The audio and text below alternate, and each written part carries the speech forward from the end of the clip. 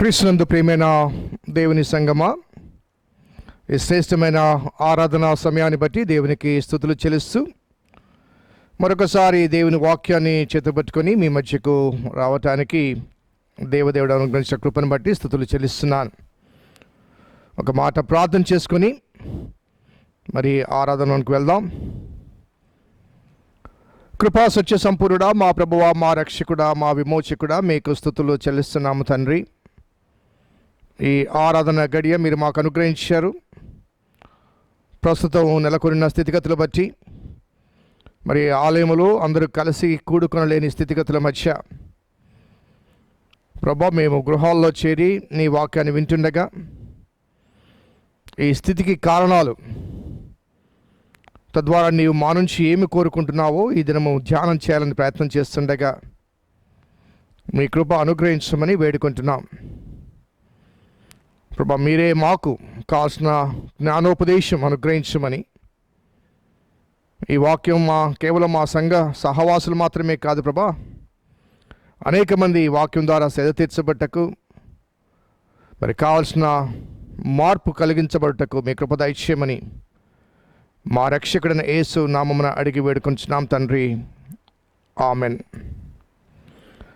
310వ కీర్తన, హృదయం అనేది తలుపు నొద్ద అనే కీర్తన మొదటి 3 వచనాలు అలాగే చివరి వచనం పాడుకుందాం.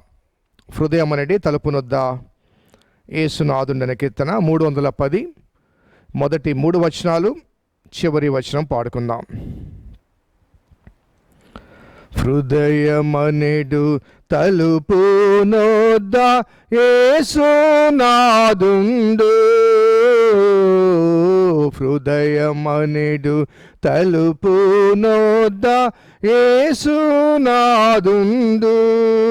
నిలచి సదయుడగుచు తట్టుచుండు సకల విధములను, నిలచి సదయుడగుచు తట్టుచుండు సకల విధములను, పరుని బోలి నిలుచున్నాడు పరికించి చూడా, పరుని బోలి నిలుచున్నాడు పరికించి చూడా, అతడు పరుడు కాడు రక్షకుండు ప్రాణ స్నేహితుడు, అతడు పరుడు కాడు రక్షకుండు ప్రాణ స్నేహితుడు, కరుణశీలుండతడు గాన గాచియున్నాడు, కరుణశీలుండతడు గాన గాచియున్నాడు, యేసు కరుణ నెరిగి గారవింప కరము న్యాయంబు, యేసు కరుణ నెరిగి కారవింపగరము న్యాయంబు, ఎంతసేపు నిలువా పెట్టి ఏడ్పింతురతని, ఎంతసేపు నిలువా పెట్టి ఏడ్పింతురతని, నాత ఎంతో దయచే పిలుచుచున్నాడిప్పుడు మిమ్ములను, నాత ఎంతో దయచే పిలుచుచున్నాడిప్పుడు మిమ్ములను, బ్రతుకు శాశ్వతంబు కాదు పరికించి చూడా, బ్రతుకు శాశ్వతంబు కాదు పరికించి చూడా, గాన బ్రతికియుండు కాలముననే ప్రభుని కొలువండి, గాన బ్రతికియుండు కాలముననే ప్రభుని కొలువండి, హృదయమనెడు తలుపు నొద్ద యేసునాథుండు, హృదయమనెడు తలుపు నొద్ద యేసునాథుండు, నిలిచి సదయుడగుచు తట్టుచుండు సకల విధములను. నిలచి సదయుడగుచు తట్టుచుండు సకల విధములను. దేవుని వాక్యం చదువుకుందాం. ఆదికాండము 6వ అధ్యాయము 11, 12 వచనాలు. అదే రీతిగా 7వ అధ్యాయము 4వ వచనం చదువుకుందాం. ఆదికాండము 6వ అధ్యాయము 11, 12 వచనాలు. భూలోకము దేవుని సన్నిధిని చెడిపోయి ఉండెను, భూలోకము బలాత్కారముతో నిండి ఉండెను. దేవుడు భూలోకమును చూచినప్పుడు అది చెడిపోయి ఉండెను. భూమి మీద సమస్త శరీరులు తమ మార్గమును చెరిపివేసుకుని ఉండిరి. 7వ అధ్యాయం 4వ వచనం. ఎందుకనగా ఇంకను 7 దినములకు నేను 40 పగళ్లను 40 రాత్రులను భూమి మీద వర్షము కురిపించి నేను చేసిన సమస్త జీవరాశులను భూమి మీద ఉండకుండా తుడిచివేదునని నోహుతో చెప్పెను. తనకు యెహోవా ఆజ్ఞాపించిన ప్రకారము నోవహు యావత్తును చేసెను. ఒక చిన్న మాట ప్రార్థన చేసుకుందాం. కృపగల దేవా, దయల తండ్రి, మీ పాదములకు స్తోత్రము చెల్లిస్తున్నాం నాయన. ఈ కరోనా వైరస్ వ్యాధి తీవ్రత పెరుగుతూ ఉండగా మరి ఇంకా కొంతకాలము ఈ దిగ్బంధంలో ఉండవలసి ఉండగా మీరు మాకు అనుగ్రహించిన ఈ ప్రసార మాధ్యమాన్ని బట్టి మీకు స్తుతులు చెల్లిస్తూ ఈ మాధ్యమం ద్వారా ప్రజలకు నీ సువార్తను అదే రీతిగా కావలసిన హెచ్చరికను అందించుటకు మీరు అనుగ్రహించిన కృపను బట్టి స్తుతులు చెల్లిస్తున్నాం. అవును ప్రభా, అనేక మంది బాధల్లో ఉన్నారు, బలహీనతలో ఉన్నారు, ఇబ్బందికరమైన స్థితిగతుల మధ్య ఉన్నారు. ఈ సమస్య ఎప్పుడు తొలగించబడుతుందా నిరీక్షిస్తున్నారు. హాస్పిటల్లో ఉన్నవారు కానీ, వారికి చికిత్స జరిగిస్తున్న వైద్యులు, వైద్య బృందం కానీ, మరి కట్టడి చేసిన పోలీసు యంత్రాంగం కానీ, శుభ్రపరుస్తున్న మరి మున్సిపల్ సిబ్బంది కానీ, అజమాయిషి చేసినటువంటి జిల్లా యంత్రాంగం, సూచనిస్తున్న రాష్ట్ర దేశ ప్రభుత్వాలు, మరి ప్రపంచవ్యాప్తంగా ఈ మహమ్మారిని కట్టడి చేయడానికి చేసిన ప్రయత్నాలు, ప్రభా, సమస్తం మీకు తెలుసు, సమస్తం మీకు సాధ్యం కనుక సాధ్యపరిచే దేవుని మాటలు వినుటకు మీ కృప అనుగ్రహించమని, ఈ సమస్యను పరిష్కరించే దేవుని స్వరాన్ని వినగలిగే కృప అనుగ్రహించమని మా రక్షకుడైన యేసు నామమున అడిగి వేడుకొంచున్నాం తండ్రి, ఆమెన్. స్నేహితులారా, ఈ మధ్యకాలంలో ఈ క్వారంటైన్ అనే ఈ పదం చాలా తరచుగా వినపడుతుంది. మరి ఈ కరోనా రాకముందు ఈ పదం బహుశా మనలో ఎవరు కూడా విని ఉండకపోవచ్చు. అనగా ఇటువంటి పదం అంటూ ఒకటి ఉందని ఎవరికి తెలిసి ఉండకపోవచ్చు. మరి ఈ క్వారంటైన్ అనే మాటకు గతంలో నేను ఒకసారి ధ్యానం చేస్తున్నప్పుడు దిగ్బంధం అనే ఆ భావన తెలియచేశాను. మరి ఈ మధ్య కాలంలో మనకు వివిధ మాధ్యమాల్లో మన స్నేహితులు కానీ, సన్నిహితులు కానీ, వివిధ దైవ సేవకులు కానీ ఈ క్వారంటైన్ ఈ అనుభవం నేపథ్యంలో కొన్ని సూచనలు, కొన్ని సలహాలు, లేకపోతే కొన్ని హెచ్చరికలు చేస్తున్నారు. వాటిని సమీకరించుకొని వాటిలోంచి ఒక ఉపదేశాన్ని మీకు అందించాలని నేను తలస్తున్నాను. సో అనేక మంది మన గ్రూప్స్లో కూడా ఈ పదం గురించి, లేకపోతే ఈ సందర్భానికి అవసరమైన కొన్ని సూచనలు, కొన్ని హెచ్చరికలు చేయడం జరిగింది. వాటిని సమీకరించుకొని ఈనాటి సందేశానికి నేను సిద్ధపడ్డాను. క్వారంటైన్ అంటే దిగ్బంధము, లేకపోతే ఐసోలేషన్, సాగ్రిగేషన్ అనే ఆ ఇంగ్లీషు భావాలు కనిపిస్తాయి. అనగా ఒక వ్యక్తి కానీ లేకపోతే ఒక జంతువు కానీ ఏదైనా వైరస్ లేకపోతే ఏదైనా వ్యాధికి లోనైనప్పుడు అది మిగతా వాటికి వ్యాప్తి చెందకుండా లేకపోతే మిగతా వ్యక్తులకు వ్యాప్తి చెందకుండా దూరంగా ఉంచేటప్పుడు ఈ పదాన్ని వాడుతారు.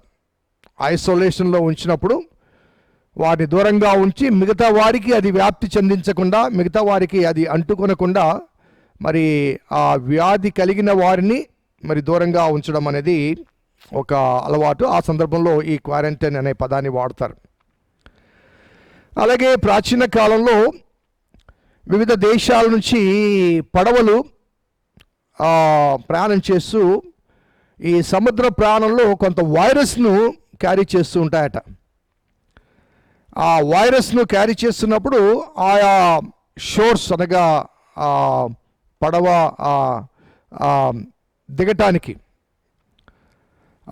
ఒడ్డున ఆ పడవ వచ్చినప్పుడు వారితో పాటు ఆ వైరస్ రాకుండా నీటిలోనే 40 దినాలు వెయిటింగ్లో ఉంచేవారట.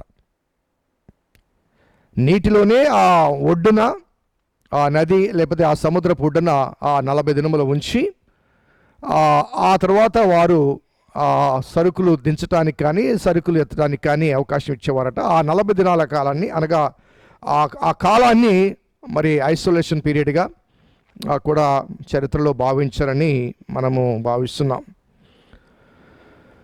అలాగే ఈ క్వారంటైన్ అనే పదము క్వారంటీనా అనే ఇటాలియన్ వర్డ్ నుంచి వచ్చిందని మరి గూగుల్ సెర్చ్లో నేను చూశాను. చాలామంది ఆ విషయం రాశారు. క్వారంటీనా అంటే 40 days. లాటిన్ భాషలో క్వాడ్రగింటా అనే ఈ పదాన్ని వాడారు. మరి మన మ్యాథమెటిక్స్లో కానీ లేకపోతే మన సైన్సెస్లో కూడా క్వాడ్రాంగిల్ అంటారు. అనగా చతుస్రాకారం అనగా నాలుగు మూలలు సమానంగా ఉన్నప్పుడు, నలుదిక్కులు సమానంగా ఉన్నప్పుడు అది క్వాడ్రాంగిల్ అంటారు. అలాగే పావు భాగానికి క్వార్టర్ అనే మాట కూడా మనం వాడతాం. 1/4ని పావు భాగాన్ని క్వార్టర్ అనే మాట కూడా వాడుతుంటాం. కాబట్టి ఈ క్వారంటీనా లేకపోతే క్వారంటైన్ అనే ఈ పదము 40 దినముల ఐసోలేషన్. ఈ 40 దినముల ఐసోలేషన్ ద్వారా ఒక మార్పు కలుగుతుంది. అనగా ప్రస్తుత స్థితిలో నుంచి ఒక నూతన స్థితిలోనికి మార్పు చెందించబడటానికి ఈ 40 దినముల మరి సాగ్రిగేషన్ అవసరం అనేది మరి మనకు కనిపిస్తుంది. మరి మన ప్రధానమంత్రి గారు కూడా మొదట 21 రోజులు, ఆ తర్వాత 19 రోజులు, మరి 40 దినములు క్వారంటైన్ దినాలుగా మనకు తెలియచేశారు. బహుశా వారికి కానీ లేకపోతే వారికి సలహా ఇచ్చిన వారికి కానీ సంఖ్యాశాస్త్రం మీద ఏమైనా నమ్మకం ఉందేమో తెలియదు. కానీ మొత్తం మీద భారతదేశంలో ఈ 40 days అనుకోకుండా ఈ 40 days అని ఈ పదం లేకపోతే ఈ క్వారంటైన్ పీరియడ్ వచ్చింది. అనుకోకుండా అని ఎందుకు నేను అంటున్నానంటే, మొదట 21 రోజులు, 20 రోజులు చెప్పొచ్చు, లేకపోతే 30 రోజులు చెప్పొచ్చు. కానీ 21 అన్నది ఒక ఆడ్ ఫిగర్. అలాగే చాలామంది భావించారు 14 ఏప్రిల్ 14 ఈ లాక్డౌన్ అయిపోతుంది కాబట్టి ఒకవేళ పెంచితే మే ఈ ఏప్రిల్ ఆఖరి వరకు అని అనుకున్నారు. అనగా ఏప్రిల్ 30 వరకు పెంచవచ్చు అనుకున్నారు. కానీ మే 3 వరకు వెళ్ళింది. అనగా 19 రోజులు. పెంచితే 15 పెంచాలి, లేకపోతే 20 పెంచాలి, 25 పెంచాలి, 19 రోజులు. సో ఆ 21 ఈ 19 కలిపితే దాదాపు 40 దినాలు. మరి వారి భావన మనకు తెలియదు. కానీ ఏది ఏమైనప్పటికీ ఈ మార్పు నిమిత్తము 40 దినముల కాలము భారతదేశ ప్రజలకు అనుగ్రహించబడింది. సో ఏ చేంజ్ అనగా ప్రస్తుతము మనల్ని ఇబ్బందికరమైన స్థితిగతుల్లో మరణం వైపు నడిపిస్తున్న ఈ కరోనా వైరస్ ప్రభావముల నుంచి దేశము, దేశ ప్రజలు తప్పించబడటానికి ఒక మార్పు కొరకైన మరి సమయం క్వారంటైన్ 40 days మనకు అనుగ్రహించబడ్డాయి. మరి ఇది ప్రస్తుత చరిత్ర. సో దీనికి అనుబంధంగా అనగా బిబ్లికల్ క్వారంటైన్ గురించి నేను స్టడీ చేసి మరి ఈనాటి వాక్యం కొరకు తీసుకొని రావాలని కోరుతున్నాను. మరి చదివిన వాక్య భాగం మనకు తెలుసు. నోవహు కాలంలో నరుల చెడుతనము భూమి మీద గొప్పదిగా భావించినప్పుడు దేవుడు 40 రాత్రింబవళ్ళు వర్షాన్ని కురిపింపచేశాడు. అదే రీతిగా భూమి మరి తూములు తెరచి నీటిని ప్రవహింపచేసింది. దాదాపు 150 దినముల వరకు భూమి మీద మరి నీరు నివసించింది. ఒక మాటలో చెప్పాలంటే భూమి ప్రక్షాళనం గావించబడింది అని చెప్పవచ్చు. అక్కడ దేవుడు పలికిన పలుకులు చూస్తే 6వ అధ్యాయం 11-12 వచనాల్లో, భూలోకము దేవుని సన్నిధిని చెడిపోయి ఉండెను, భూలోకము బలాత్కారముతో నిండి ఉండెను. దేవుడు భూలోకమును చూచి ఉన్నప్పుడు అది చెడిపోయి ఉండెను. భూమి మీద సమస్త శరీరులు తమ మార్గమును చెరిపివేసుకుని ఉండిరి. So that is the reason ఆయన ఏం చేశాడంటే 7వ అధ్యాయం 4వ వచనంలో, ఇంకను 7 దినములకు నేను 40 పొగళ్లను 40 రాత్రులను భూమి మీద వర్షము కురిపించి నేను చేసిన సమస్త జీవరాశులను భూమి మీద ఉండకుండా తుడిచివేదునని నోహుతో చెప్పాను. ఆయన పడవ తయారు చేసుకోమని అందులో తన కుటుంబం వెళ్ళమని చెబుతూ ఆయన చెప్పిన మాట ఏంటంటే, నేను భూమి అనగా ఈ నేల వైపు చూసినప్పుడు ఈ నేల ఎంత చెడిపోయి ఉందని, బలాత్కారముతో నిండి ఉన్నదని, సమస్త శరీరులు తమ మార్గమును చెరిపివేసుకొని ఉన్నారు అని. దేవుడు ఈ భూలోకమును చూచినప్పుడు 6వ అధ్యాయం 11-12 వచనాల్లో, భూలోకము దేవుని సన్నిధిని చెడిపోయి ఉండెను, భూలోకము బలాత్కారముతో నిండి ఉండెను. దేవుడు భూలోకమును చూసినప్పుడు అది చెడిపోయి ఉండెను, భూమి మీద సమస్త శరీరులు తమ మార్గమును చెరిపివేసుకుని ఉండిరి. అందుకనే దేవుడు నోహుతో అంటాడు, 40 రేయింబగళ్ళు భూమి మీద వర్షము కురిపించబోతున్నాను, నీవు నీ కుటుంబము మరి పడవ తయారు చేసుకోమని చెప్పడం మనము గమనిస్తాం. అనగా ఈ వృత్తాంతం మనకు బాగా పరిచయమైన వృత్తాంతం అయినప్పటికీ కూడా ఈ 40 దినముల కాలము అనగా మొదటగా ఆ 40 అనే ఈ మాట మనకు కనిపించడం, కానీ ఈ 40 దినముల కాలము ఈ వర్షాన్ని కురిపించడం, లేకపోతే భూమి తమ తూములు తెరవబడి నీరు ఉబికి రావడం, కానీ నోవహు అతని కుటుంబం మాత్రమే ఆ పడవలో 40 దినములు రాత్రి పగళ్ళు ఆ పడవలో ఈ వర్ష సమయంలో ఉండడం, కానీ అతను 150 దినముల వరకు ఆ నీరు భూమి మీద ఉండగా ఆ పడవలోనే ఆ కుటుంబం ఉండిపోతుంది.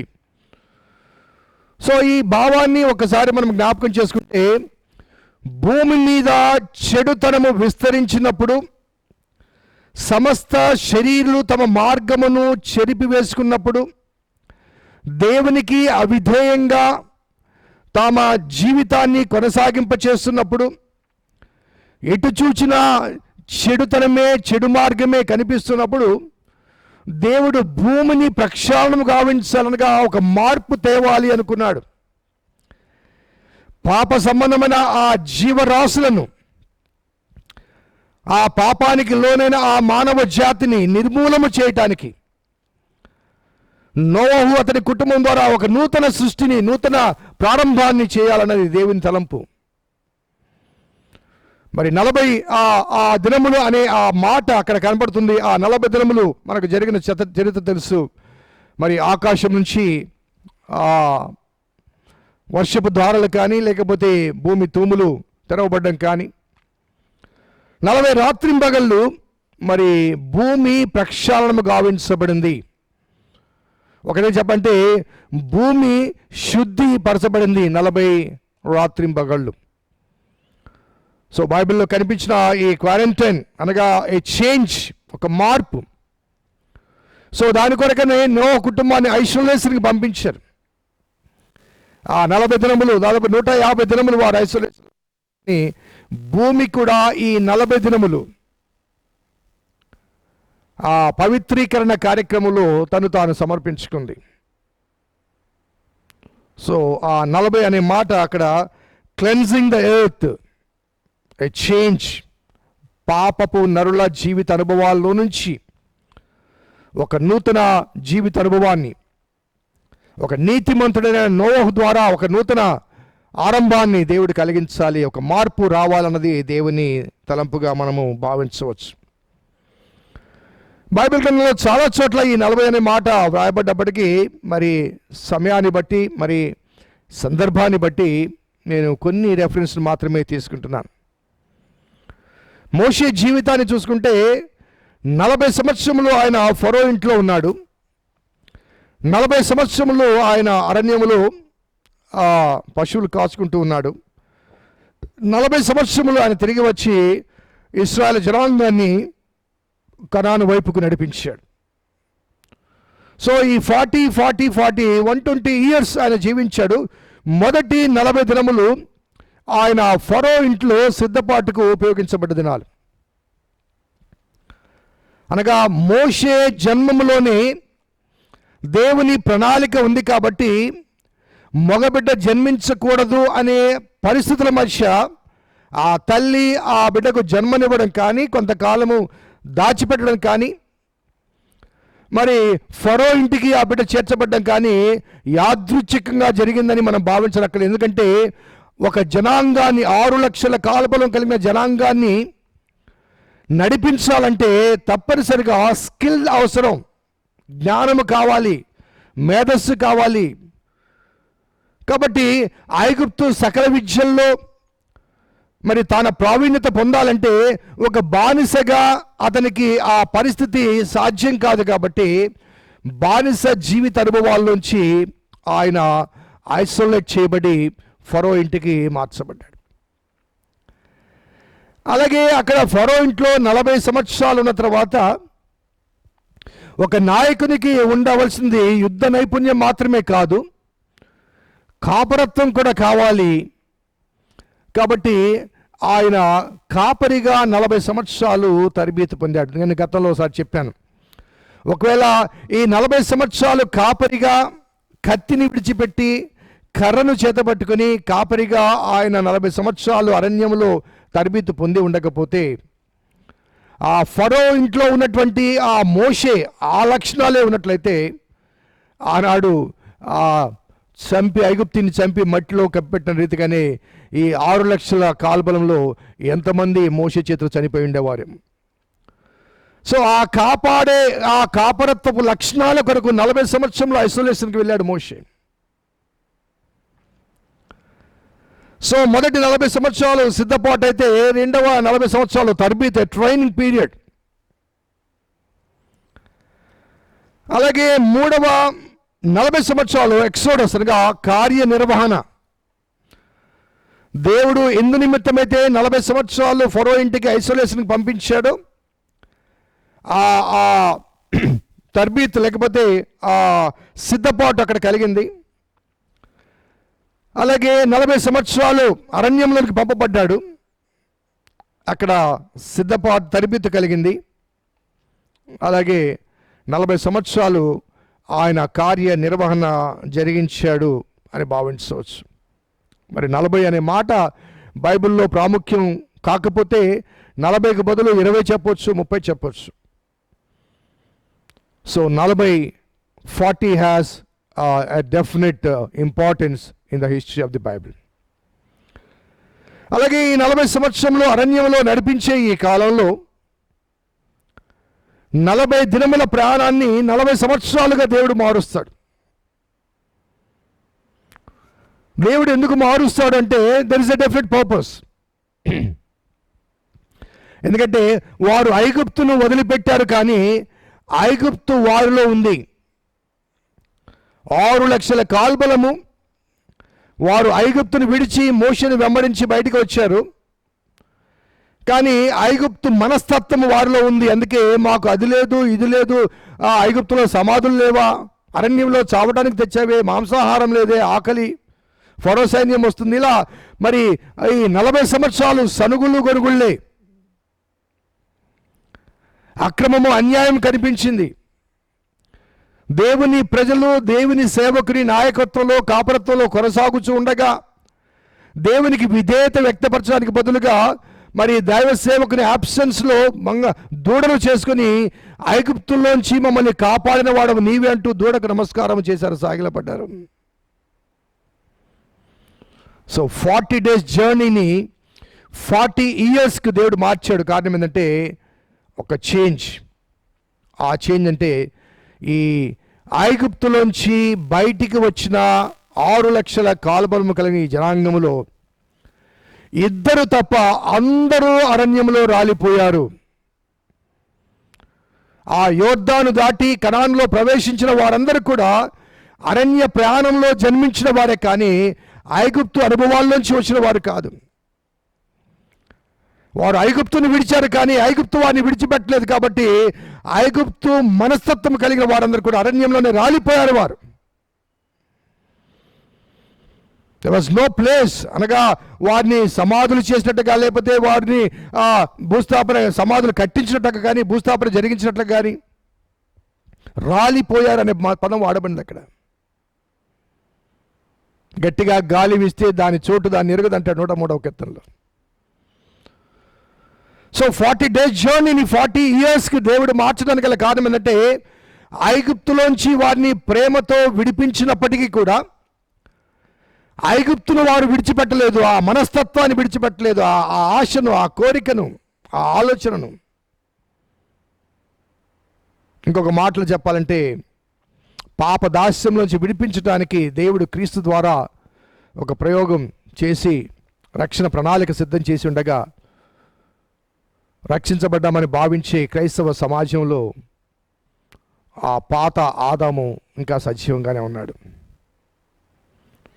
సో అందరూ రాలిపోయారు. ఆ రాలిపోయిన తర్వాత అరణ్య మార్గంలో జన్మించిన ఆ 2వ తరము వారు కనానులో ప్రవేశించారు. అందుకే 40 దినముల ప్రయాణాన్ని 40 సంవత్సరాలుగా దేవుడు మార్చాడు. ఆ 2 తప్ప, యెహోషువ, కాలేబ్. అదే రీతిగా దేవుడు ఆ ఐగుప్తు విడిచిన ఆ ప్రజలకు, ఆ ఇశ్రాయేలు జనాంగానికి, అనగా అబ్రహాముకు వాగ్దానం చేస్తాడు, మీరు ప్రతిష్ఠిత జనాంగమని. కాబట్టి ఆ అబ్రహాము చేసిన వాగ్దానాన్ని బట్టి ఒక ప్రవర్తన నియమావళి అందించడానికి మోషే has to go for isolation. ఆ సినాయి కొండ దగ్గర నిర్గమకాండము 24:18లో మరి మోషే దేవునితో 40 రాత్రింబగళ్ళు గడపటానికి ప్రజల్లోంచి వేరు చేయబడి దేవునితో సహవాసం చేయటానికి వెళ్ళాడు. Moses was sent to be isolated. ఆ ప్రజల మధ్య నుంచి ఆయన వెడలిపోయాడు. మరి ఆ కాలంలో కింద జరిగిన ఈ విగ్రహారాధన, ఆ సమయంలో ఆ పలకలు పగలగొట్టబడ్డప్పుడు రెండవసారి మరలా నిర్గమకాండం 34:28లో మరలా 40 రేయింబగళ్ళు యెహోవాతో కూడా మోషే ఎక్కడ ఉన్నాడు అక్కడ ఒక్కొక్క మాట రాయబడింది. అక్కడ ఈ 40 దినములు అతడు భోజనము చేయలేదు, నీళ్లు తాగలేదు. భోజనము చేయలేదు, నీళ్లు తాగలేదు. So God wanted a change in the heart of the people. ఐగుప్తులోంచి విడిపించబడిన ప్రజలకు ఒక నూతన మార్గాన్ని అందించడానికి, ఒక నూతన ప్రవర్తన నియమావళి అందించడానికి, ధర్మశాస్త్రాన్ని అందించడానికి మోషేను ఆ సీనాయి పర్వతం మీదకి తీసుకుని వెళ్ళి 40 రాత్రింబగళ్ళు దేవుడు మోషేతో గడిపాడు. ఆ ప్రవర్తన నియమావళి, ధర్మశాస్త్రాన్ని వారికి అందించాడు. సో 40 దినముల సిద్ధపాటు ఫరో ఇంట్లో, 40 సంవత్సరముల సిద్ధపాటు ఫరో ఇంట్లో, 40 సంవత్సరముల తర్బీతు అరణ్యములు, అలాగే 40 సంవత్సరముల కార్యనిర్వహణ. ఆ 40 సంవత్సరాల కార్యనిర్వహణకు అవసరమైన విధి విధానాలు, ధర్మశాస్త్రాన్ని పొందటానికి 2 సార్లు 40 దినములు మోషే ఆ పర్వతం మీద గడిపినట్లుగా మనము గమనించవచ్చు. ఇంకా చెప్పాల్సి వస్తే మోసెస్ వాజ్ ఇన్ క్వారంటైన్. 40 సంవత్సరంలో జాతికి దూరంగా ఉన్నాడు, 40 సంవత్సరాలు దేశానికి దూరంగా ఉన్నాడు, 40 సంవత్సరాలు ప్రజలు నడిపిస్తూ అరణ్య ప్రయాణంలో ఉన్నాడు, 40 సంవత్సరాలు రాత్రింపగళ్ళు తన ప్రజలకు దూరంగా ప్రభుకు చేరువుగా ఉన్నాడు. 40 years ప్రజలకు దూరంగా ప్రభుకు సమీపముగా చేరువుగా జీవించాడు. ఫర్ ఎ చేంజ్ అనగా a quarantine demands a change. The very purpose of the quarantine is for the change. ఒక మార్పు కొరకు బిబ్లికల్ కాన్సెప్ట్లో మనకు కనిపిస్తూ ఉంది. అలాగే ఏలియా వృత్తాంతాన్ని 1 రాజుల గ్రంథము 19:8 ఏలియా అనేక మంది ఆ బయలు ప్రవక్తలను చంపివేసిన తర్వాత ఆహాబు రాజు దగ్గర నిలబడి ఎంతో ధైర్యంగా ప్రకటించిన, వర్షం పడదు మంచు కురవదని ప్రకటించిన ఆ ఏలియా, యెజబెలు రాణి నీ ప్రాణాన్ని తీస్తాను అని చెప్పగానే, మరి కారణం తెలియదు కానీ అంత ధైర్య సాహసాలు కలిగిన ఆ ప్రవక్త 1 రాజుల గ్రంథము 19వ అధ్యాయము 8 ఆ మొదటి భాగంలో గమనిస్తే, అతడు మరణాపేక్ష కలిగిన వాడై ఇంత మట్టుకు చాలు, నేను చనిపోవడమే బెటర్ అంటాడు. He wanted to die. Reason పెద్దగా కనిపించదు. కేవలం ఒక స్త్రీ, ఒక రాణి, యెజబెలు రాణి సవాలు చేస్తుంది, రేపటికల్లా ఆ ఏలియా ప్రాణాన్ని తీస్తానని. మరి వెళ్ళి ఆ వృక్షం కింద కూర్చొని ఉంటే అక్కడ దేవదూత అతడు లేపి 8వ వచనంలో, అతడు లేచి భోజనం చేసి ఆ భోజన బలము చేత 40 రాత్రింబగళ్ళు ప్రయాణం చేసి దేవుని పర్వతం అని పేరు పెట్టబడిన హోరేబునకు వచ్చి అక్కడ ఒక గుహలో చేరి బస చేసెను. సో ఏలియా ట్రావెల్డ్ 40 days and 40 nights. 40 రాత్రింబగళ్ళు ప్రయాణం చేశాడు. ఎక్కడికి ప్రయాణం చేశాడంటే దేవుని పర్వతం అని చెప్పబడ్డ హోరేబునకు ప్రయాణం చేశాడు. సో ఏలియా మరణాపేక్ష కలిగిన వాడై ఇంత మట్టుకు చాలు, చనిపోవాలి అని భావించి ఒక రకమైన భయముతో పెరిగితనముతో ప్రవర్తించిన అనుభవాల మధ్య 40 దినముల ప్రయాణం అతని జీవితంలో ఒక మార్పు తీసుకొస్తుంది. ఆ 40 దినముల ప్రయాణంలో ఆ పర్వతంలోంచి ఒక స్వరం వినపడుతుంది. ఆ స్వరం ఏమని చెప్తుంటే, ఏలియా ఎక్కడున్నావు, ఏం చేస్తున్నావు? అయ్యా గుహలో ఉన్నాను. ఆనాటి కాలంలో దైవ దర్శనాలు పర్వత శిఖరాల మీద ఉంటాయి. మరి మృతులు చనిపోయిన వారి సమాధులు గుహల్లో ఉంటాయి. గుహాలు తొలిచి అందులో శవాలు పెడతారు. సో మా ఏలియా యొక్క అండర్స్టాండింగ్ ఏంటంటే, ఆ గుహ అడుగు భాగం, ఆ పర్వత అడుగు భాగమున ఆ గుహలో బస చేశాడు. ఇక్కడ చనిపోవడం బెటర్ అనుకున్నాడేమో బహుశా. దేవుడు పైనుంచి పైకి ఎక్కిరా అంటాడు. సో 40 దినముల ప్రయాణం నేపథ్యంలో దేవుని పర్వతానికి చేరాడు. ఒక చేంజ్, డిప్రెషన్లో నుంచి ఒక కంఫర్ట్ అక్కడ లభించింది. బాధలో, బలహీనతలో, అభద్రతల నడుమ మరణాపేక్ష గలవాడే ఏలియా 40 దినములు ఎంతో బాధ, ఎంతో వేదన. ఏంటి ప్రభా ఇంత నమ్మకంగా సేవ చేస్తుంటే ఈ పరిస్థితి ఎందుకు వచ్చిందని ఒక బాధ, ఒక వేదన, ఒక బలహీనత, ఒక ఇబ్బంది, ఒక డిప్రెషన్లో ఉన్న ఆ ఏలియాకు ఆ 40 సంవత్సరాల తర్వాత, 40 దినముల ప్రయాణం తర్వాత ఒక కంఫర్ట్ లభించినట్లుగా మనము గమనించవచ్చు. దేవునితో సంభాషించాడు, దేవుని సన్నిధిలో గడిపాడు, దేవుడు ఆదరించాడు, సేద తీర్చాడు. మరి సమాధానం కూడా, అనగా హృదయంలో శాంతిని, సమాధానాన్ని పొందగలిగాడు. ఇంకా వెళ్తే మన యోనా గురించి కూడా మనం మాట్లాడుకోవాలి. నినివే పట్టణం మహాఘోరమైన పాపముతో నిండి ఉన్నప్పుడు దేవుడు యోనాను వెళ్ళమంటే మనకు తెలుసు స్టోరీ. నినివేకి వెళ్లకుండా తర్షీష్కి వెళ్తాడు. తర్షీష్కి వెళ్ళటానికి ప్రయాణం చేస్తాడు. మధ్యలో తుఫాను, తిమింగలం వస్తుంది. తిమింగలం వచ్చి అతన్ని నినివే ఒడ్డున కక్కువేస్తుంది 3 దినముల తర్వాత.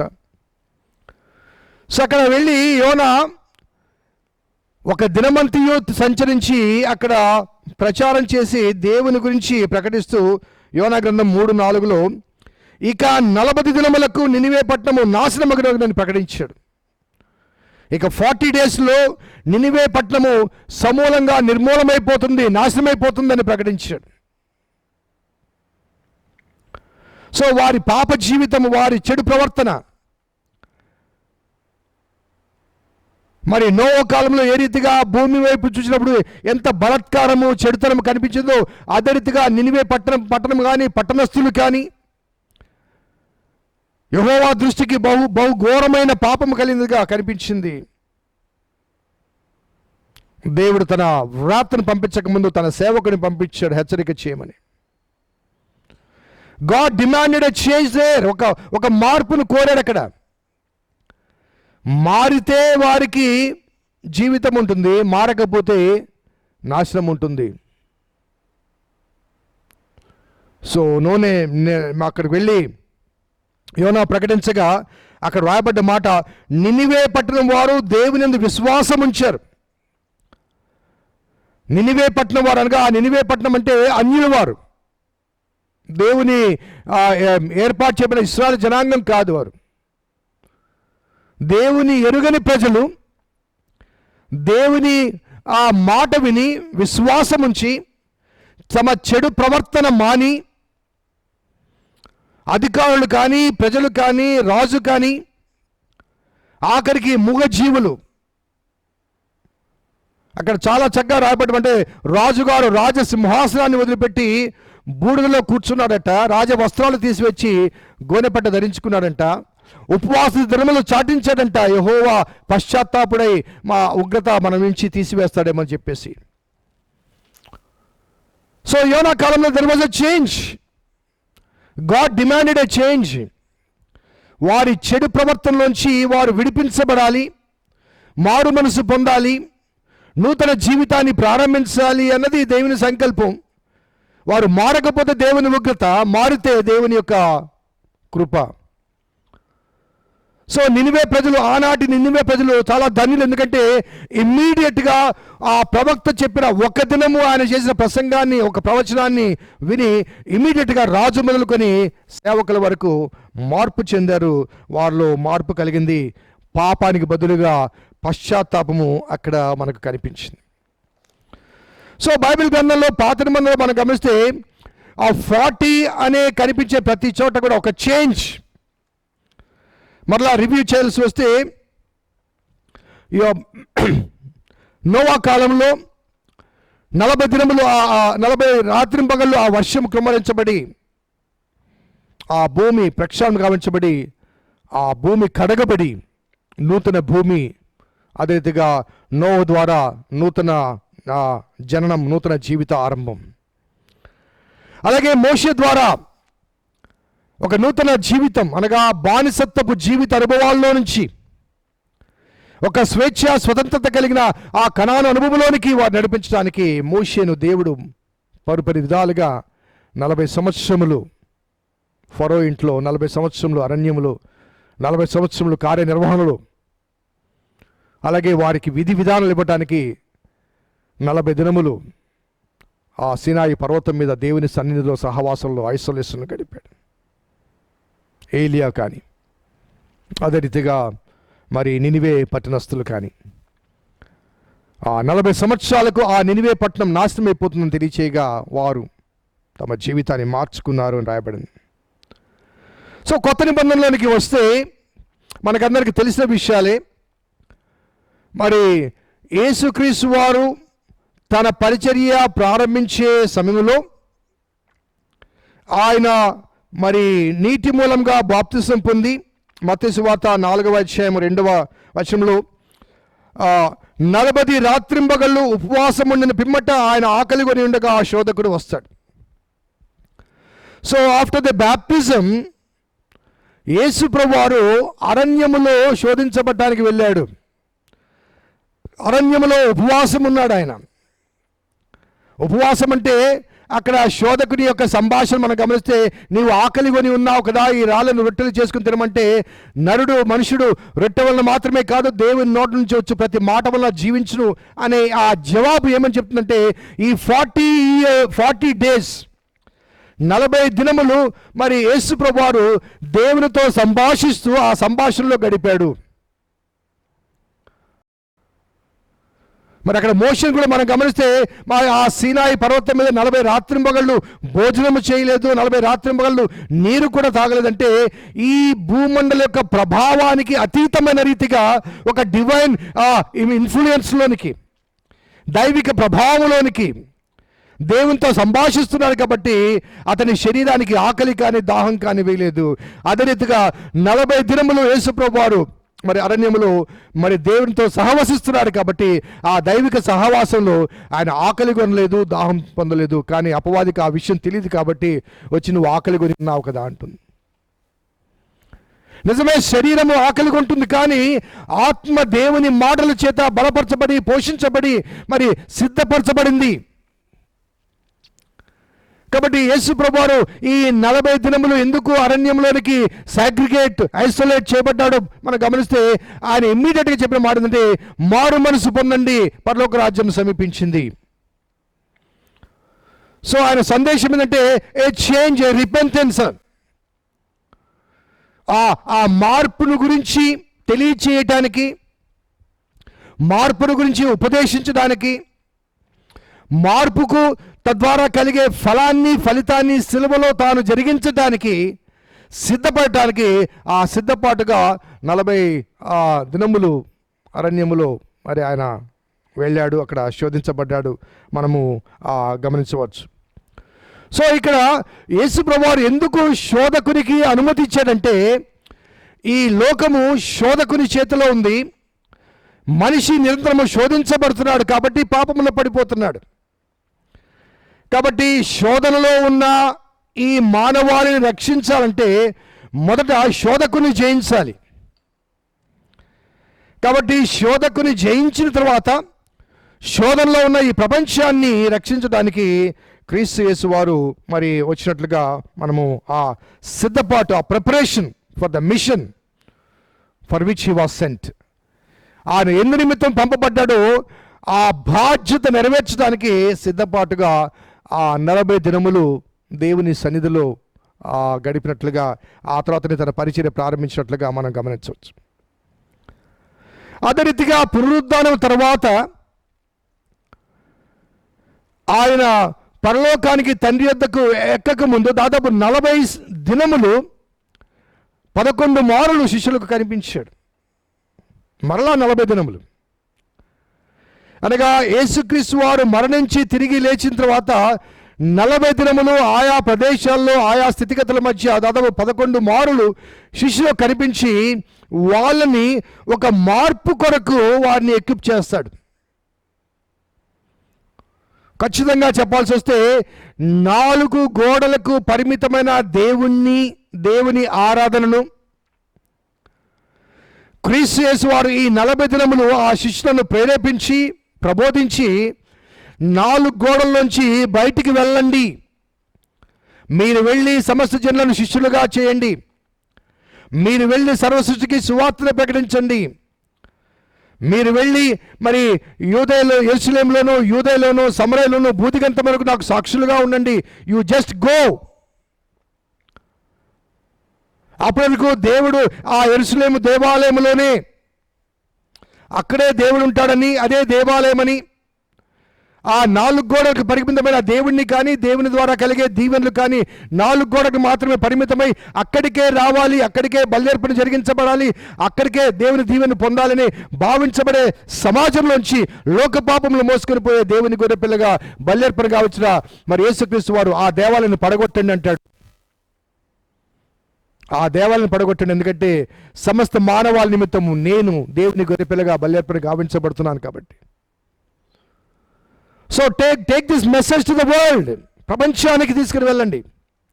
యెరూషలేములో యూదయలో సమరయలో భూదిగంతం వరకు నాకు సాక్షులుగా ఉండండి. మీరు వెళ్ళండి వెళ్ళండి వెళ్ళండి. ఏ చేంజ్. దేవుణ్ణి 4 గోడలకు పరిమితం చేశారు. యెరూషలేము మత కేంద్రంగా నిలబడిపోయింది. అటువంటి పరిస్థితుల మధ్య సర్వ సృష్టికి సువార్త ప్రకటించడానికి 40 రోజులు మరి ఆయన మరణించి తిరిగి లేచిన తర్వాత శిష్యులతో ఉండి వారిని బలపరిచినట్లుగా గమనించవచ్చు. అలాగే సంఘ చరిత్రలో మనం గమనిస్తే ఆ శిలువ ధ్యాన కార్యక్రమాలు, లెంట్ సీజన్ అంటాం, 40 దినముల లెంట్ సీజన్. మరి ఇది ప్రారంభించబడ్డప్పుడు ఆ రోజుల్లో కాన్స్టాంటినోపుల్ చక్రవర్తి కాలంలో అనేక మంది కుప్పలు తెప్పలుగా క్రైస్తవ్యాన్ని స్వీకరిస్తున్నప్పుడు ఒక కట్టడి చేశారు. సో ఎవరైనా బ్యాప్టిజం తీసుకోవాలంటే 40 దినములు పరీక్షించబడాలి అని. ఆ పరీక్ష కాలం 40 దినములు. అది అలాగే పారంపర్యంలో శ్రమ దినాలుగా, శ్రమ కాలంగా భావించబడుతూ వచ్చింది. కానీ వాస్తవాన్ని మనం గమనిస్తే లెంట్ అంటే స్ప్రింగ్ అనగా వసంతకాలం. సో ఈ 40 దినముల వసంతకాలంలో, ఈ లెంట్ సీజన్లో, ఈ మండల కాలంలో, ఈ 40 డేస్లో జరగవలసిన ఒక వాస్తవం ఏంటంటే వసంతకాలంలో పాత ఆకులు రాలిపోయి కొత్త ఆకులు చిగురించబడతాయి. సో క్రీస్తు లేసులోనికి బ్యాప్టిజం పొందే మనమందరం కూడా, అనగా క్రీస్తు వారసులుగా మనం జీవించాలంటే పాత ఆకులు రాల్చబడాలి, కొత్త ఆకులు అనగా కొత్త జీవితాన్ని ప్రారంభించాలి. సో క్రైస్తవ సంఘ చరిత్రలో ఒక ట్రెడిషన్గా, ఒక పారంపర్యంగా కొనసాగుతున్న ఈ లెంట్ సీజన్ కూడా, ఈ 40 డేస్ సీజన్ కూడా పాత జీవితాన్ని సమాధి చేసి నూతన జీవితానికి పునాదులు వేయమంటుంది. So Lent also initiates or demands a change. ఒక మార్పును కోరుతుంది. ఆ మార్పు పాత జీవితం నుంచి కొత్త జీవితంలోనికి. సో బైబిల్ గ్రంథంలో చెప్పబడ్డ ఈ 40 అనే ఈ అంశము ప్రతి చోట ఒక మార్పును డిమాండ్ చేస్తూ, ఈ 40 దినముల తర్వాత లేకపోతే 40 సంవత్సరముల తర్వాత, ఈ 40 అనే ఆ సంఖ్య తర్వాత ఒక నూతన ఒరవడికి, నూతన జీవితానికి, ఒక మార్పు కలిగిన అనుభవాల్లోనికి నడిపిస్తుంది. మరి ఈ నేపథ్యంలో నేటి ఈ కరోనా పాండమిక్ వైరస్ పరిస్థితుల మధ్య మరి ఈ 40 దినములు ఏ మార్పును మనము జరిగించాలి, లేకపోతే ఏ మార్పుకు ఒకవేళ దేవుడు అనుమతించాడో, నాకు వచ్చిన కొన్ని ఇన్ఫర్మేషన్స్, వాట్సాప్ ఇన్ఫర్మేషన్స్ బట్టి బేరీజ్ వేసుకొని కొంత నేను మీతో షేర్ చేసుకోవాలని తలుస్తున్నాను. స్పెయిన్లో చాలా భయంకరమైన మరణాలు. అక్కడ ఒక రచయిత ఈ ఘోరాన్ని చూస్తూ ఇలా స్పందించాడు. నేల నుండి తీయబడిన మానవుడా, నేల ఘోష విన్నావా? నేల నుండి తీయబడ్డ మానవుడా, నేల ఘోష విన్నావా? నేల తల్లి గర్భము నీ గర్భము, మరి మాతృఘోష నువ్వు విన్నావా అంటూ, నీ అవిధేయతను బట్టి నేల శపించబడింది, కానీ నీ అవిధేయతలో మార్పు లేదు. ఆనాడు ఆదాము అవిధేయత వ్యక్తపరచబడి నీ నిమిత్తము నేల శపించబడింది అంటాడు దేవుడు. సో నీ నిమిత్తము నేల శపించబడ్డప్పటికి కూడా నీ అవిధేయతలు కానీ, నీ క్రియల్లో కానీ, నీ కార్యాల్లో కానీ, ఘోరమైన నీ జీవిత అనుభవాల్లో కానీ ఏ మార్పు లేదు. నేలను సేద్యపరచుకోమని, ఆహారం పండించుకోమని, నేలను కాపాడమని నేల నుండి తీయబడ్డ నీకు దేవుడు ఒక అవకాశం ఇచ్చాడు. కానీ ఎక్కడ చూచినా వాయు కాలుష్యం, ఎక్కడ చూచినా జల కాలుష్యం, ఎక్కడ చూచినా పంట పొలముల ధ్వంసం, అడవుల నరికివేత, చిరకాలము జీవించడానికి అవసరమైన భూవనరులు తమ స్వార్థముతో తనకే, తన కాలానికే, తన కుటుంబానికే కావాలి అన్న భావనతో భూసంపదను తొలుచుకుంటూ, దోచుకుంటూ వృక్ష సంపదను నరికివేస్తుంటే భూమి మార్పు కోరుతుంది. కాలుష్యం పెరిగి ఓజోన్ పొర చిరిగిపోతుండగా, కాలుష్యం పెరిగి నదులు కలుషితమవుతుండగా, వాయు కాలుష్యముతో ఆక్సిజన్ కరువవుతుండగా, మంచు కొండలు కరిగి భూకంపములు, వరదలు, ప్రకృతి విపత్తులు, తుఫానులు, సునామీలు, సుడిగుండాలు, ఎన్నిసార్లు భూమి కానీ, ప్రకృతి కానీ ఎన్ని హెచ్చరికలు చేసినా, ఎన్ని మరణాలు సంభవించినా మార్పు రాలేదు. భూమి విలపిస్తుంది. మనకు తెలుసు, సునామీ వచ్చింది, కొన్ని వేల మంది పోయారు. 70 ఏళ్ళు దివిసీమ అనేక మంది ప్రాణాలు హరించింది. 79లో మరొక తుఫాను, గుజరాత్లో భూకంపం. సో అనగా ఈ కరోనాకు మించిన మరణాలు అనేక సార్లు అనేక ప్రదేశాల్లో, అమెరికా లాంటి పాశ్చాత్య దేశాల్లో టోర్నడోలు, ఆ సుడిగుండాలు, ఇళ్ళే కాళ్ళే పైకి ఎగిరిపోతుంటాయి. అంతటి భయంకరమైన సుడిగుండాలు సంభవించాయి. కానీ మనిషిలో మార్పు లేదు. తనలో నుంచి తీయబడిన మానవుని దుస్థితిని చూచి, దుర్మార్గ స్థితిని చూచి భూమి ప్రకృతి అనేక సార్లు వరదల ద్వారా, భూకంపాల ద్వారా హెచ్చరికలు చేసినప్పటికీ పెడచెవిని పెడుతున్న మానవుని మార్పు కోరుతూ బహుశా ఈ జీవి కరోనా, అనగా ప్రాణం లేని జీవి కరోనా వచ్చిందేమో ఒకసారి మనము గమనించాలి. అలాగే ఈ వృక్ష సంపదను, ఈ భూమండలంలో అగ్ని రగల్చబడగా భూమి కాల్చబడుతున్నప్పుడు స్పందించని మనిషి ఈ కరోనా ద్వారా నీ శరీరంలో జ్వరం ప్రవేశించింది, నీ శరీరము కాల్చబడుతుంది. ఒకసారి ఆలోచించావా? ఈ భూమిని అనేక రీతిలుగా వేడి చేసి అడవులను తగలబెడుతూ ఉష్ణోగ్రత పెంచుకుంటూ పోతున్న మానవ జాతికి ఈ కరోనా జ్వరాన్ని అంటించింది. నీలో ఉన్న ఆ వేడిని తట్టుకోలేకపోతున్నావు. మరి భూమి ఎంతకాలంగా ఆ వేడిని భరిస్తుందో ఒకసారి ఆలోచించాలి. మరి కరోనా ద్వారా కలిగే ప్రధానమైన విపత్తు ఏంటంటే రెస్పిరేటరీ సిస్టమ్, అనగా లంగ్స్ పాడైపోతాయి. మరి ఆ రెస్పిరేటరీ సిస్టమ్ పాడైపోయిన వెంటనే మరణం సంభవిస్తుంది. కానీ మనం గమనించామా, స్వచ్ఛమైన గాలిని కాలుష్యంతో నింపి అనేక జీవరాశుల ఊపిరి కష్టంగా మార్చాం కదా మనం.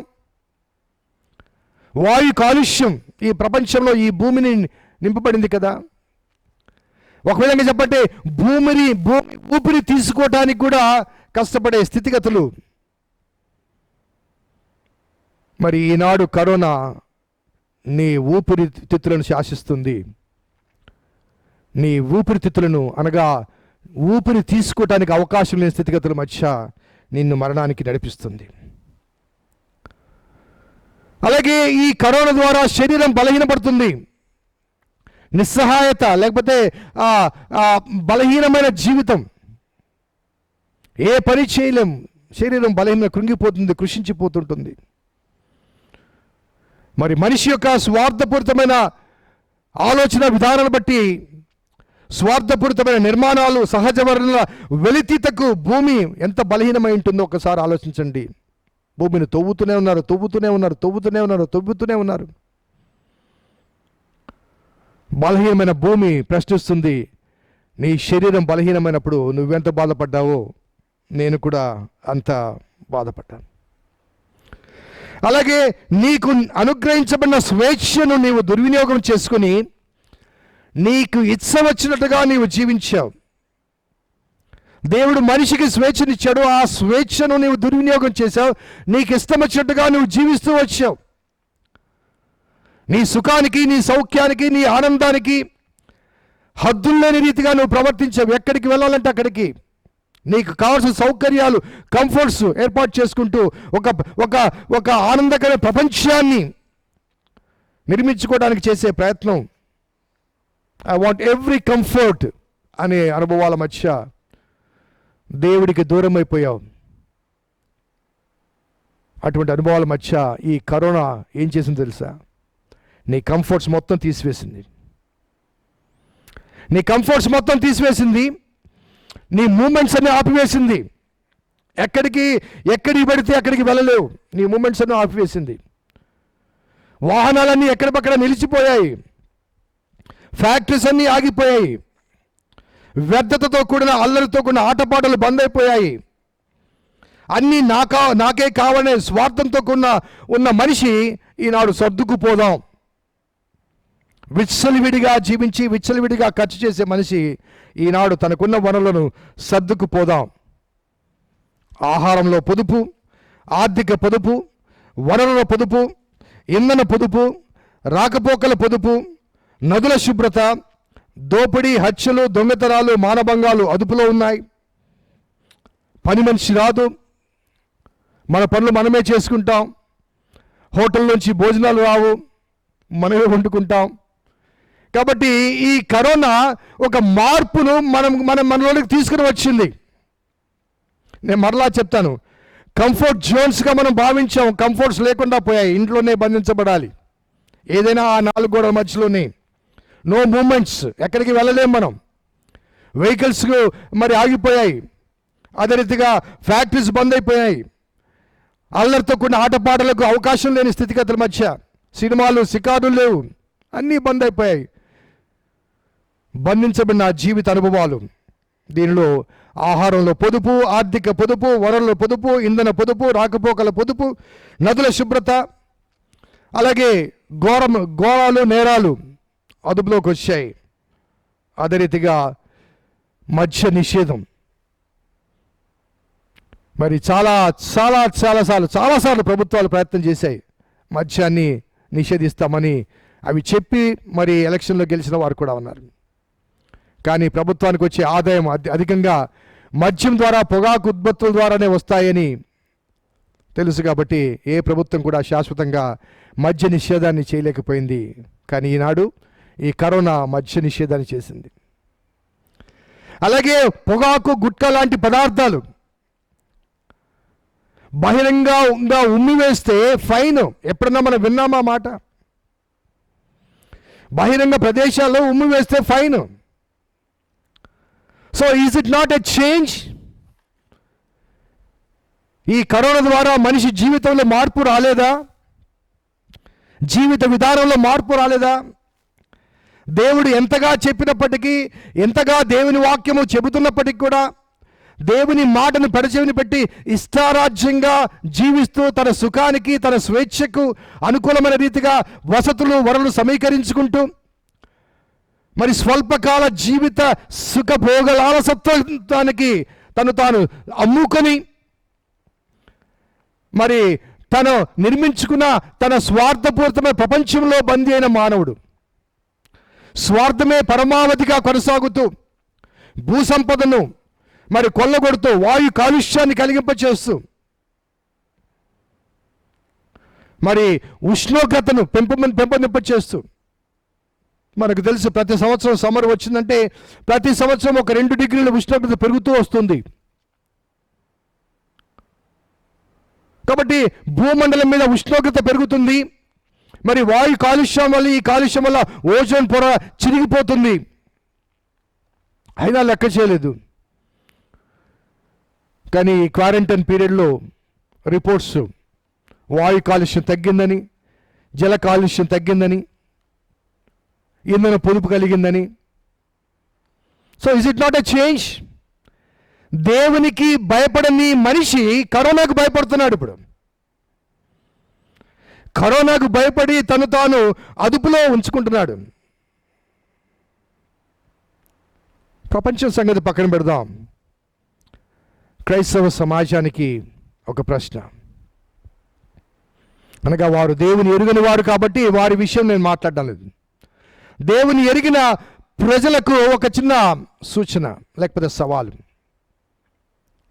మన పేదరికంలో ఉన్న మన పితరుల ఆకలి తీర్చిన దేవుడు, విద్య, వైద్య సౌకర్యాలను అవకాశం కలిగించిన దేవుడు, హీనుడు, బలహీనుడుగా శతాబ్దాలుగా భావించబడిన మ్రగ్గిన మనకు గౌరవము, గుర్తింపు అనుగ్రహించిన దేవుడు. నేను మరలా చెప్తాను, పేదరికంలో ఉన్న మన పితరులకు ఆకలి తీర్చాడు దేవుడు. యేసయ్య పరిచయం చేయబడడం ద్వారానే మన జీవితాల్లో మార్పు కలిగింది. మన ఆకలి తీర్చారు. విద్య, వైద్య సౌకర్యాలు మనకు అనుగ్రహించబడ్డాయి. మన జీవితం మారింది, జీవనం మారింది, జీవిత విధానం మారింది.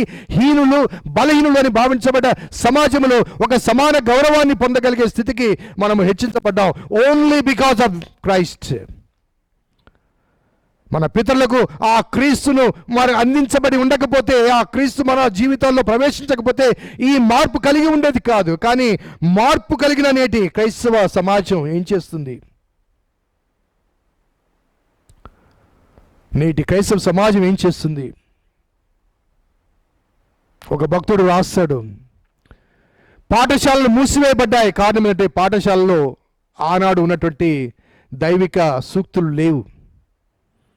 గతంలో పాఠశాలలన్నీ కూడా ప్రార్థనతో ప్రారంభించబడేవి, డివోషన్తో ప్రారంభించబడాయి.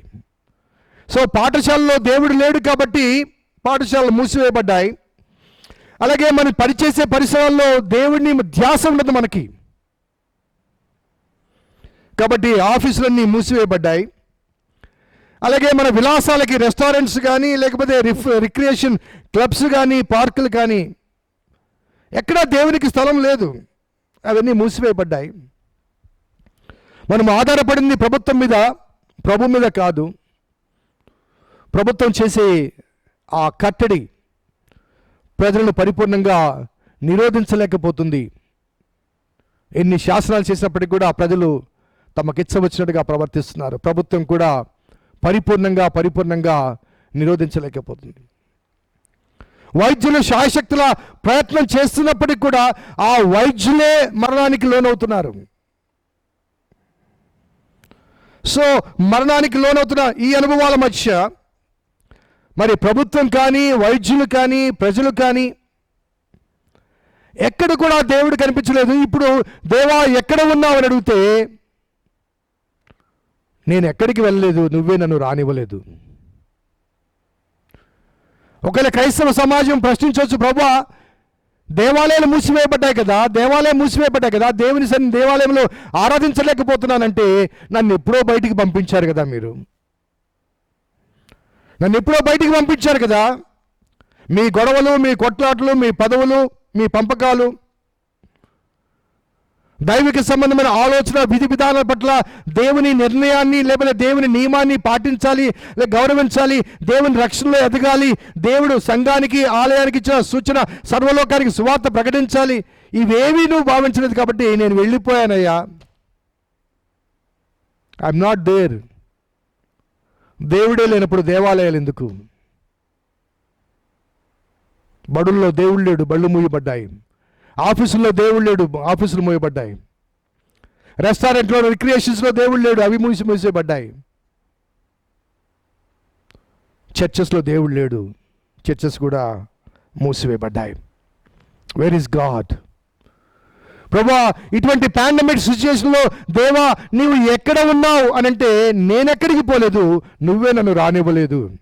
ఇందాక పాడుకున్నాం కదండి, హృదయమనుడు తలుపు నొద్ద యేసునాథుండు. ఎంతసేపు నిలవబెట్టి క్రైస్తవ సమాజం గుర్తించాలి. Let this a quarantine period bring a change in our lives. మన జీవితాల్లో ఒక మార్పును తీసుకొని రావాలి. అందుకే దేవుడు ఏం చేశాడంటే గృహమే ఆలయంగా మార్చాడు, గృహాన్నే దేవుని వేదికగా మార్చాడు. ఆయన గృహాల్లో కూర్చొని దేవుని ఆరాధించడానికి, దేవుని ప్రార్థించడానికి, దేవుని వేడుకోవడానికి, దేవుని ఆశ్రయించడానికి, బయటికి వెళ్లకుండా, బడులకు వెళ్లకుండా, కళాశాలకు వెళ్లకుండా, క్లబ్బులకు వెళ్లకుండా, ఆఫీసులకు వెళ్లకుండా అందరినీ నిర్బంధించి అందరూ గృహాల్లోనే ఉండి దేవుని ఆరాధించే ఒక అద్భుతమైన అదృష్టాన్ని దేవుడు ఇచ్చాడు. అన్ని మూమెంట్స్ ఆగిపోయాయి. So that we can tune to God. దేవునితో మనము సంబంధపరచడానికి దేవుడు అన్ని దిగ్బంధం చేశాడు. అన్ని మూసి దేవుడు మాత్రమే కనిపించే రీతిగా, దేవుడు మాత్రమే కరుణించే రీతిగా, దేవుని మాత్రమే కోరుకునే రీతిగా, దేవుని కృపను మాత్రమే మనం పొందగలిగే రీతిగా దేవుడు మన మధ్య ఉండబోతున్నాడు.